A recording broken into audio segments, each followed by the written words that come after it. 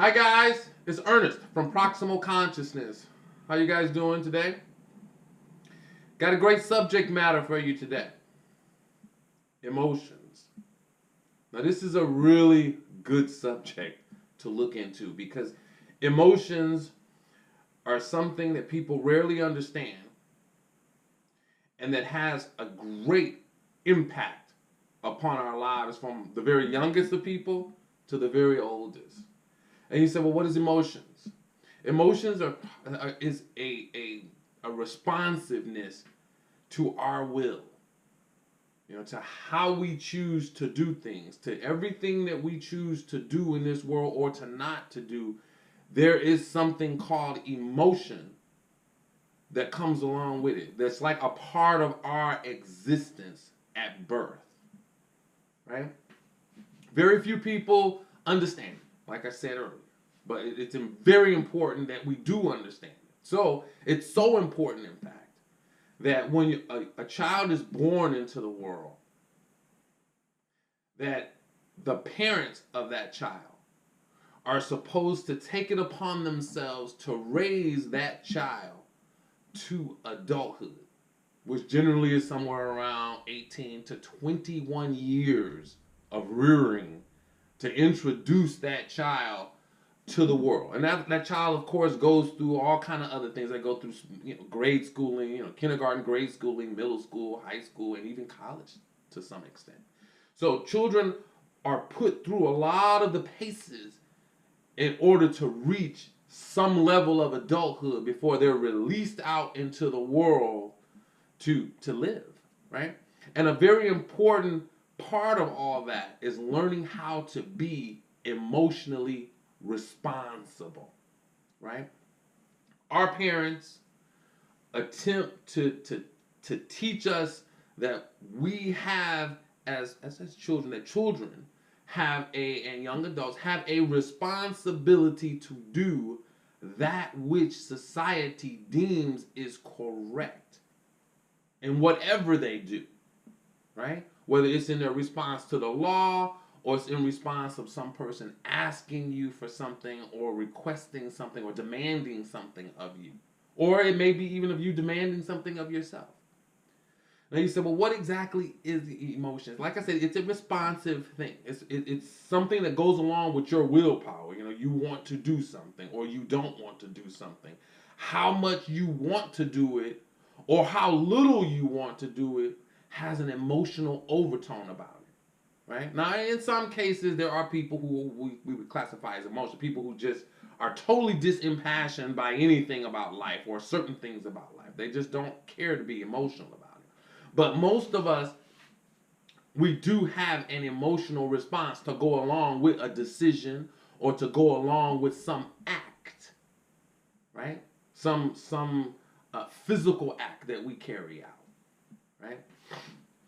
And you say, well, how does one learn to recognize when this? Well, anything that you do, young, middle aged, or anything that a person does has a bit of emotions attached. So you just have to be objective enough to look at it, to know that, okay, we're not only teaching children how to do math and how to read and write and things of that nature, how to communicate, but we're also trying to teach people of all ages how to recognize emotions and how to handle those emotions in a responsible manner. Now, that's not a class that's taught in school, not in general. You don't usually have a class that's, okay, here is the class for emotional responsibility.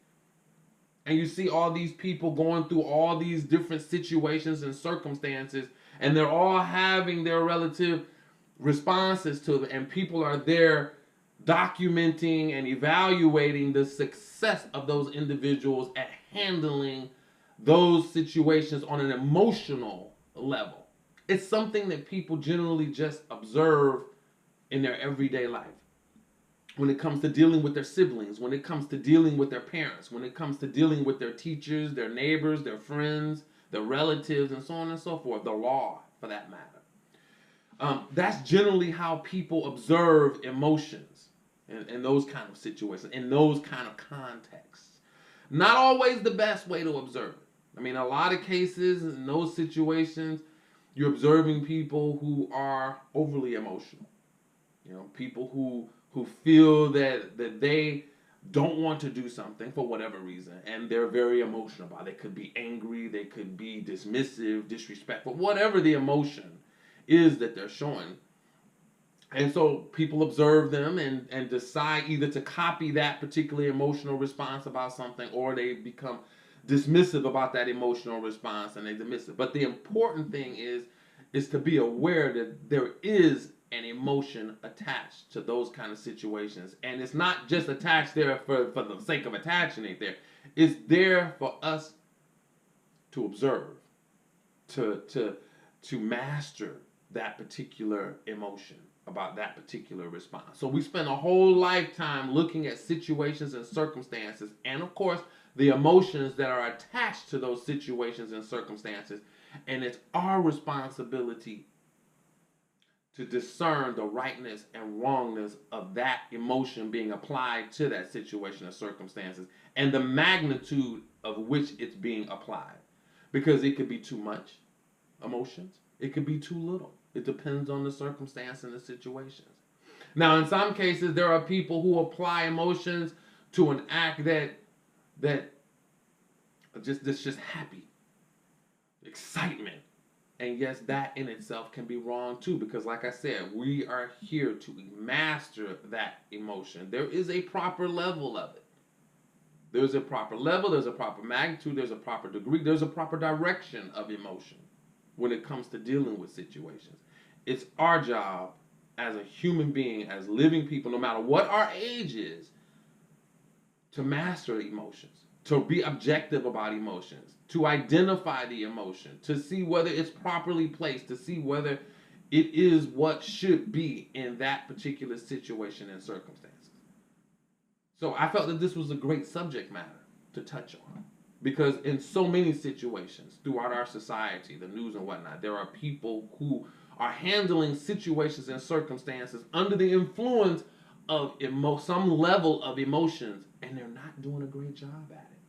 And even the people who are observing these particular situations and circumstances with that level of emotions being applied, are not even observing and commenting on it in an objective fashion, in an exploratory fashion, in a mastering fashion. So these opportunities of truly mastering emotions are being overlooked, or are being pushed aside, and they shouldn't be, because being emotionally balanced, being emotionally strong, being emotionally objective about our life's situation is a big part of living in this world, living amongst each other.